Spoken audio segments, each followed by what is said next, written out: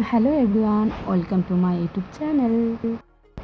আজ অনেকদিন পর আবার চলে এসেছি তোমাদের কাছে নতুন একটা ভিডিও নিয়ে। তো এখন বাজে সকাল 6টা। ঠিক আমার মেয়ে উঠেছে ঠিক ফার্স্টে, ওর সাথে তোমাদের খেলা করছিলাম, তো ওকে উঠিয়ে বাবা মার কাছে রেখে এসেছি যে বাবা মা এখন ওকে ধরুক। তোমরা দেখতেই পারছো এটা একটা নতুন বাড়ি, নতুন জায়গা। অ্যাকচুয়ালি আমরা যে বাড়িতে আগে থাকতাম, মানে আমার শ্বশুর বাড়িতে যেখানে আমরা থাকতাম, তো এখন আমরা ওখানে থাকি না। আমরা এখন নতুন একটা ভাড়া মানে ঘর ভাড়া নিয়েছি, এখানে আমরা রেন্টে থাকি। তো দেখতেই পারছো তোমরা। আস্তে আস্তে তোমাকে সব বলবো কী হয়েছিল, কেন ছেড়েছি ঘর। তো দেখতে থাকো, সাথে থাকো। এখন কাপড় চোপড় ধোয়াধুয়ি করছি, ধুয়ে সব মেলে দিন। আর তো অ্যাকচুয়ালি এই জায়গাটা না দুপুর 12টা পর আর রোদই থাকে না, তো এখন এখানে মেলে দেবে, দুপুর 12টা বাজতে বাজতে সব কাপড় চোপড় শুকিয়ে যাবে। তো কালকে রাতে আমার হাজব্যান্ড আমাকে বলেছিল চিকেন রান্না করতে, তো আজও চিকেন গিলা মেটে আর অল্প চিকেন নিয়ে এসেছিলো, তো ওগুলোই আজ রান্না করবো। তো মেয়ে ভাত বসিয়ে এখন যাচ্ছি মেয়েকে আনতে, কারণ কি মেয়েকে সকালবেলা খাওয়ানো হয়নি, বাবা মার কাছে রেখে এসেছিলাম। তো ওকে গিয়ে নিয়ে আসি, ওকে গিয়ে নিয়ে আসার পর খাওয়া দাওয়া করিয়ে তো আমার বাবা এসে আবার ওকে নিয়ে যাবে, না তো ওর পাপার সাথেও খেলা করবে। দেখতেই পাচ্ছ সকালে কী রোদ্দু, প্রচণ্ড রোদ্দু ছিল আজকে, এতটা গরম যে ঘরে থাকাই যাচ্ছে না। তো ঠিক তাই বাবার কাছে মেয়েকে দিয়ে আমি বাইরে কাজ করছিলাম, মেয়েকে ততক্ষণে খাইয়ে দিয়ে বাবার কাছে দিয়েছি। তো অ্যাকচুয়ালি জানো তো, জীবনে সবাইকে বিশ্বাস করা না খুব কঠিন একটা দায়। তুমি কাউকে কোনো কথা মন খুলে বলবে, সেই কথাটা আবার অন্য জায়গায় লাগিয়ে দিবে। এখনকার দিনের মানুষের কাজ কিন্তু তাই। তো আমরা আগের থেকে এখন অনেকটা শান্তিতে আছি, ভালো আছি, ভালো থাকার চেষ্টাও করছি। কারণ কি আমরা যদি ভালো না থাকি, আমাদের মেয়েটাকে আমরা কীভাবে ভালো রাখবো সে আমি বুঝতে পারি। আমার হাজব্যান্ডের মাঝে মাঝে খুব খারাপ লাগে, কিন্তু কিছু করার নেই।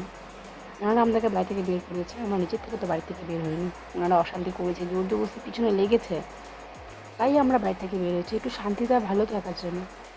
একটা কথা জানো তো, যখন আমরা ঘরটা ছাড়ছিলাম, একটা আমাদের ঘরটা দেখেছো কত ছোটো ছিল, ঘরে একটা আমাদের চকি ছিল, সেই চকিটা আমাদেরকে নিতে দেয়নি। ওরা জানে ছোটো একটা বাচ্চা আছে আমাদের, বাচ্চাটাকে নিয়ে আমরা থাকবো একটা জায়গায়। এতটা স্বার্থপর, আর কী বলবো, ওদের তো হয়তো মনই নেই ভিতরে, অমানুষ ওরা একটা। তো ওরা কী করেছে, সে খাটটা আমাদেরকে নিতে দেয়নি, সে চকিটা আমাদেরকে নিতে দেয়নি। তো ওরা ভেবেছিল আমার হাজব্যান্ড পারবে না হয়তো আমাদেরকে এমনি মাটিতে শুয়ে রাখবে, সেরকম না আমার হাজব্যান্ড। সে কষ্ট করে একটা লোহার খাট কিনেছে আমাদের জন্য। সে এখন আমরা গর্ব করে বলতে পারবো যে এটা আমাদের নিজেদের খাট, এখানে থেকে কেউ আমাদেরকে বের করতে পারবে না। যাই হোক, ছাড়ো, আস্তে আস্তে সবই বলবো তোমাদেরকে, এখন জাস্ট কিছু বললাম। তো আমার মেয়ে না কী করে, হামাগুড়ি দিতে চায় না, ও হাঁটবে একা একা রেলিং ধরে দাঁড়িয়ে হাঁটার চেষ্টা করছে, পাপার সাথে খেলছিল। তো আমি বাইরে সব রান্নাবান্না শেষ করে ঘরে এসেছি, কারণ কি আমার হাজব্যান্ড এখন খাওয়া দাওয়া করে কাজে যাবে। ও সকাল 10টা, 10:30, 11টার মধ্যে বেরিয়ে যায়, একের সময় লেটও হয়ে যায়। তারপর ওই এখনও খাবার দাওয়া রেডি করে দিলাম, ও খেয়ে দিয়ে খাবার নিয়ে যাচ্ছে। তো আমি তারপর মেয়েকে মার কাছে দিয়ে এসে ঘরের কাজগুলো করছিলাম, কারণ কি মেয়েকে স্নান করাবো। সেদিক দিয়ে মেয়ে আমাকে জানলা দিয়ে ডাকছে, কান্না করছে নিয়ে যাওয়ার জন্য। তো ওর সাথে একটু খেলা করছিলাম, জানলাতে কথা বলছিলাম, করতে করতে ঘরের সব কাজ করছিলাম, করে টরে তারপর মেয়েকে আনতে যাব।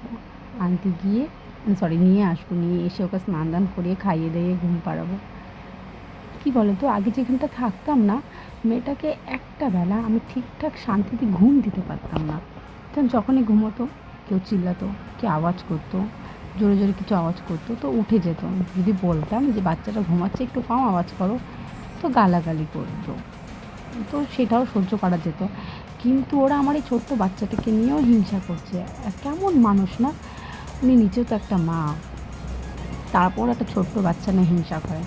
তো সেখানে তো থাকা বহুত বড় কঠিন, দেয় না, থাকা মুশকিল এখনকার দিনে। ভেবেছিলাম সবার সাথে একসঙ্গে থাকবো, কিন্তু না, যেখানে আমার শ্বশুর শাশুড়ি, আমার দেওর, আমার বড় যা, সবাই মিলে পিছনে পড়ে গেছিলো, মিথ্যা মিথ্যা এলিগেশন দিচ্ছিলো, সব প্রুফ আমার কাছে আছে। আমরা ভেবেছিলামও এটা নিয়ে আমরা একটা কেস করবো, তো আমার হাজব্যান্ড বললো ছেড়ে দে, বাবা মা হয় তো ছেড়ে দে। দেখতেই পাচ্ছ এই ঘরটাতে আমরা এখন থাকি। সব যা যা আছে এই ঘরটাতে সম্পূর্ণ জিনিস, এক একটা জিনিস আমার হাজব্যান্ড নিজের কামিয়ে করেছে, কারোর দৌলতে করেনি।